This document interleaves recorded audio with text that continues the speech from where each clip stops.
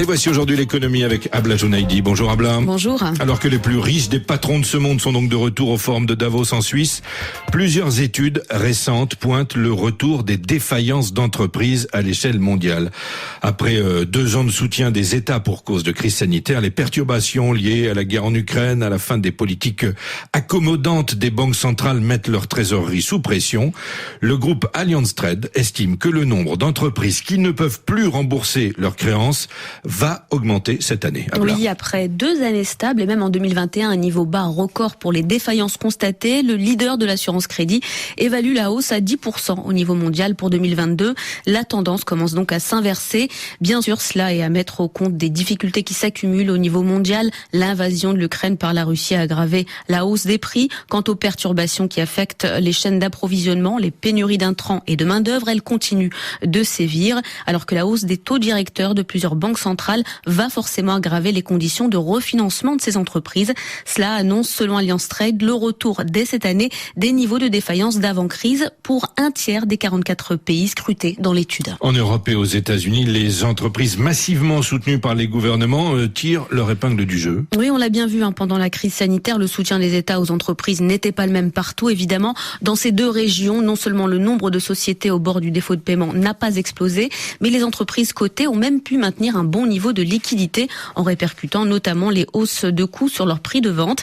En Chine, le soutien public aux entreprises parvient aussi à maintenir artificiellement bas le niveau des défaillances, même si le durcissement de l'accès au crédit a fait chavirer en 6 mois 2 mastodontes de l'immobilier, Evergrande et Sunac. Oui, mais la marge de manœuvre des États commence à se réduire, Abla. Oui, en France, où on a commencé à constater une hausse des défaillances au premier trimestre, le gouvernement tout juste formé souhaite continuer à accompagner les entreprises via les dispositifs de chômage partiel et les prêts garantis par l'État au moins jusqu'à la fin de l'année, notamment pour préserver l'emploi et partant le pouvoir d'achat des Français. Mais ce soutien sera forcément amené à être plus réduit, plus ciblé. Le resserrement des politiques monétaires en cours sonne la fin du quoi qu'il en coûte, autrement dit le soutien sans faille de l'État à l'économie. Et c'est un défi encore plus grand pour les États les moins développés. Le FMI s'était déjà alarmé de la situation de pays émergents comme l'Afrique du Sud, le Brésil ou l'Indonésie, où le soutien à l'économie n'a pas été assez important en 2020.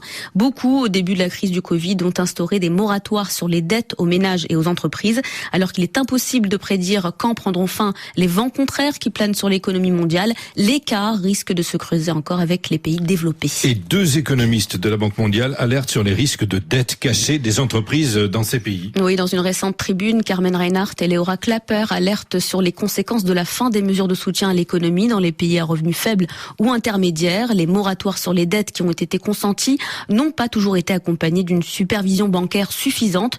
Du coup, on découvre désormais des montagnes de créances qui ne seront probablement pas honorées. L'enquête Pulse de la Banque mondiale sur 24 pays à revenus faibles et intermédiaires montre qu'en janvier 2021 déjà, plus de 40% des entreprises anticipaient des retards de paiement dans les 6 mois. On peut penser que cette proportion a augmenté depuis. Les auteurs de la tribune appellent les États à instaurer plus de transparence afin de circonscrire le plus tôt possible le phénomène et ainsi ne pas menacer l'accès au crédit pour les ménages et les entreprises et partant une éventuelle reprise économique. Merci. Abla Jounaidi, aujourd'hui l'économie sur RFI.